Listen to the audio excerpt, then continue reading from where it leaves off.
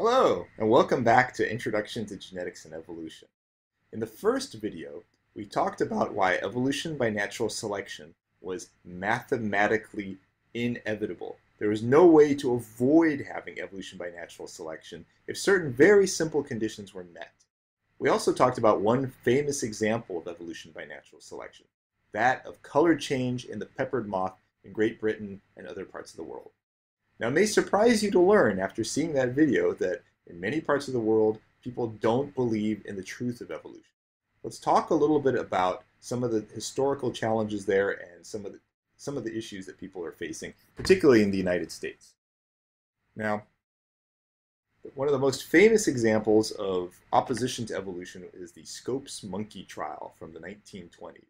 In the United States state of Tennessee, they passed a law called the Butler Act, which made teaching evolution in public schools unlawful. Now, one teacher challenged this law. His name was John Scopes. He went into his classroom, taught evolution in a very public forum. He was taken to court as a result of this, and in a very highly publicized trial, as you can see from some of these headlines. Evolution trial, opened by prayer, judge has a Bible. It brought out all the people who are against evolution on one side and for the teaching of evolution on the other side. Now, John Scopes did actually violate the law. As a result of that, he was actually found guilty. However, trivializing this law and showing how ridiculous it was, he was fined a mere $100, which was not that much money. So this was actually a big victory for the pro-teaching evolution community. Now, the prosecutor, the person who was basically trying to send him to jail, was William Jennings Bryan, who had previously run for president of the United States. He was extremely disappointed. He lost his chance to give a very impassioned speech against evolution. So this was a big victory. Now you may be thinking, well, this was 100 years ago. Does this kind of thing still actually happen today? The answer is yes, and not just in the United States either. Now long after the Scopes monkey trial here, now in the 2010s, we see there are many other examples of hostility towards this fundamental piece of biology known as evolution. In the United States state of Louisiana, in Livingston Parish in 2010, we have Creation Science Genesis. School system looks into teaching anti-evolution. Again, people in the public are wanting to dictate how schools are talking about this scientific discipline. These are people who don't necessarily have training in science, but they're wanting to dictate which pieces of science are taught and which pieces are not taught, and sometimes interjecting things which are not science into that. And this problem is not exclusive to the United States. So you'll see in 2012 in Nature, they reported that South Korea had publishers set to remove examples of evolution from high school textbooks. Not only failing to include examples of evolution, but actually removing ones that were actually already in textbooks. That is very dramatic. That shows this incredible hostility towards fundamental piece of science. And the same thing is happening around the same time in the United States state of Kansas. Again, they were headed for another debate over evolution. Say another debate because there was a very highly publicized debate about evolution in one school board in Kansas from the year 1999. Now again, there's a lot of variation among countries in terms of how readily the citizens there accept the truth of evolution and accept the teaching of evolution, particularly in public schools. In the next slide, I'll show you a survey of particularly European countries and the United States of their acceptance of evolution. So this was a survey done in 2005. The red bars indicate people who, when asked about the truth of evolution, said that evolution is, quote, false. The blue bars are people who, when asked about the truth of evolution, said evolution was true. So when you look at this, in Iceland we have very high acceptance of evolution. About 80% say it's true, maybe 10% say it's false, and 10% are uncertain. As you see, looking at a lot of the Western European countries, France, United Kingdom, again, fairly high acceptance of the truth of evolution. Down near the very bottom, we have the United States here, where about 40% of people surveyed said that evolution was true. Fewer than half said evolution was true. This is one of the foundational pieces of biology, and less than half of people surveyed said it was even true. 40% also said it was false, and 20% said they were uncertain. This is really shocking. And again, there's a lot of variation in other countries. I'm sure if you survey other places, you will find several countries that have even lower acceptance of the truth of evolution. But again, you'll see a lot of variation place to place. They may be thinking, well, 2005 was quite some time ago. Maybe things have improved. Nope. 2009, we have even lower acceptance of the truth of evolution. So why are we still talking about this? This is the question I want to pose to you. Well, within the scientific community, there is absolutely no debate about the truth of evolution. You often hear politicians say, teach the kids the controversy and let them decide. Well, there is no controversy to teach, at least from a scientific standpoint. There is no question whatsoever about the truth of evolution. The only debates that exist about evolution are about the relative importance of different forces on particular cases. So, did the shape of my ear evolve more by an action of natural selection, or did it evolve more by random forces? That's the only kind of debates that exist. There's definitely no debate about the truth that evolution has happened, or the truth that evolution by natural selection has happened many, many times. In this context, evolution is both a theory and a fact.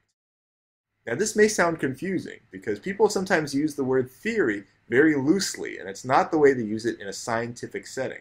So what do we mean when we say a scientific theory? What is a scientific theory? Well, a scientific theory is what happens when you make a hypothesis, which is an educated guess, and then verify and accept it as true through testing. Right? So you have a hypothesis, which is basically an educated guess, right? And then you test it, and if you test it and it supports the argument you're making, then it becomes accepted as true and accepted as a theory. In fact, hypotheses have to be accepted multiple times by detached groups of researchers before you can really consider it a general theory that people accept. And at that point, it would still be far below the level of acceptance for evolution. And there's so much evidence for it. We'll talk about that in one of the subsequent videos. Now, interestingly, although there's a lot of criticism about evolution as a theory, people call it just a theory quite often, particularly in the United States, there are a lot of other theories out there that don't get this sort of response. Here are a couple of examples for you. Gravity is just a theory. Whereas if I get up and stand on my desk and jump, I think you all are pretty certain that I'm going to go down and not up. So it's a theory which there is a lot of support for, just like evolution.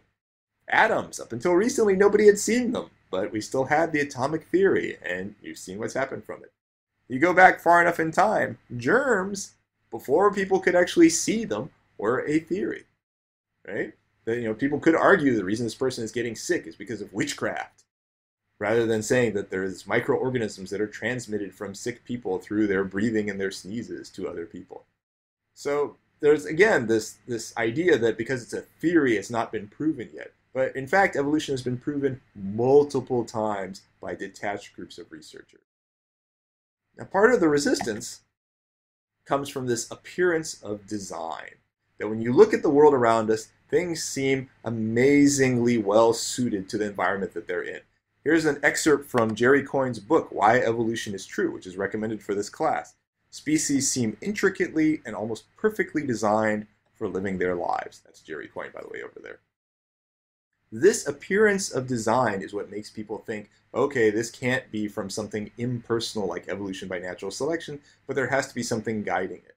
But in fact, natural selection causes this appearance of design. We'll talk about this a little bit more later on.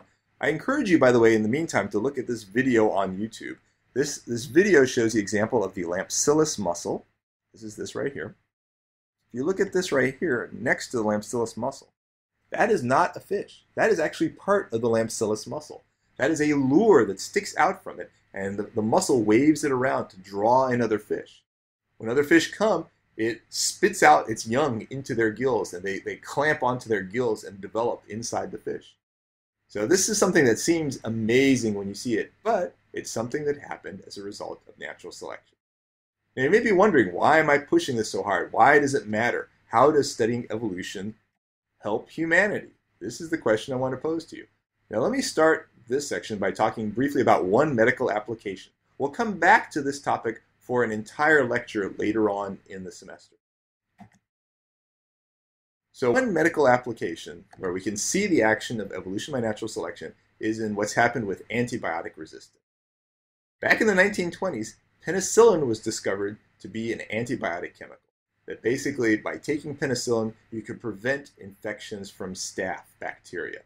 This was amazing. And this was the reason this is pushed in this particular slide here is because during World War II, you could say, thanks to penicillin, this injured soldier won't die from staph infections and he will come home. As a result of this, penicillin was mass produced first around 1943. It was the wonder drug. Things changed, though, very shortly after that. In 1947, the first resistant strain of staph was discovered.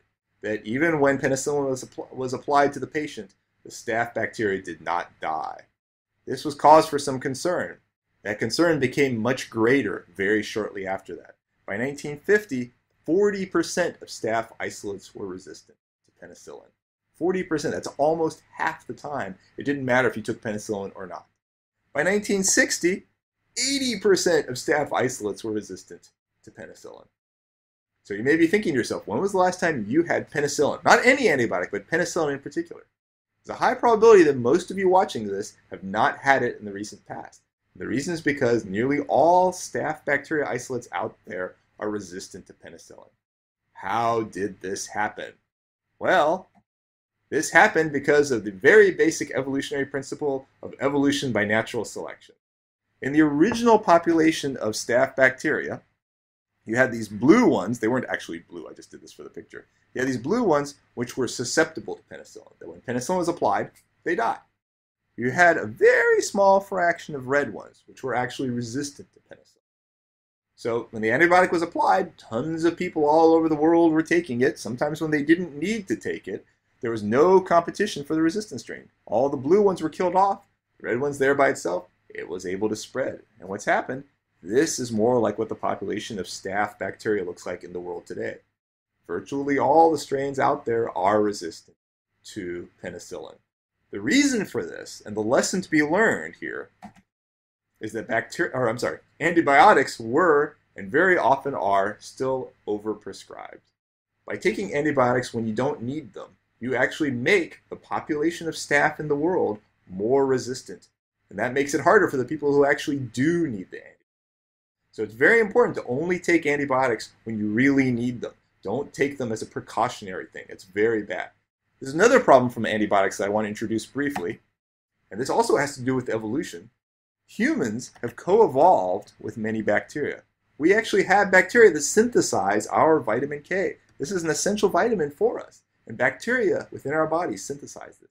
They also help us to resist invading organisms. Bacteria within our bodies help us resist invading fungi, for example. Many of the women out there will know that when you're taking antibiotics, you're much more likely to get a yeast infection. Again, it's because you're killing off the good bacteria, the ones that are helping you resist that yeast. So more generally, antibiotics kill the good stuff too. The consequences from this can be quite large. There was a 2011 study of irritable bowel syndrome. And what it shows here is that kids that had no courses of antibiotics had a fairly low risk of irritable bowel syndrome. As you had more and more antibiotic treatments, you had a higher and higher risk of irritable bowel syndrome. So again, antibiotics kill off the good stuff. The reason that we have good bacteria is because we have co-evolved with our bacteria. That we, over time, have developed this mutualistic relationship with them. Now, in the next couple of videos, I'll be talking about specific cases of evidence for evolution and examples that you can use to talk with your friends who may not know about them thus far. So I hope you'll join us, and thank you for coming.